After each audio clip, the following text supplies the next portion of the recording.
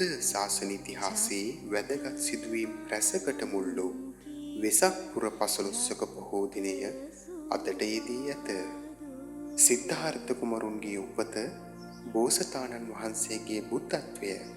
බුදුරජාණන් වහන්සේගේ පරිනිර්වාණය යන මේ අසිරිමත් තෙමගුල සිදුවීම, බුද්ධත්වයෙන් 8 වසරකට පසු කැලණියට වැඩම කිරීමත්,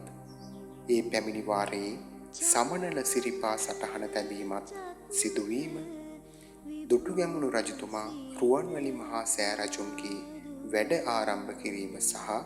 එහි බිම් සකස් කිරීම සිදුවීම, ආමිස සහ ප්‍රතිපත්ති පූජාවලට මුල් තැන දෙමින් දන් දීම, ධර්ම දේශනා සිදු කිරීම, පහන් කූඩු තොරන් වැනි වෙසක් සැරසිලි මගින් බුදුන් වහන්සේට ගෞරව දැක්වීම වැනි වැදගත් සිදුවීම් රැසක් වෙසක් පුර 15ක පොහෝ දිනයදා සිදුවිය. සියලු සත්වයෝ නිදුක් වෙත්වා,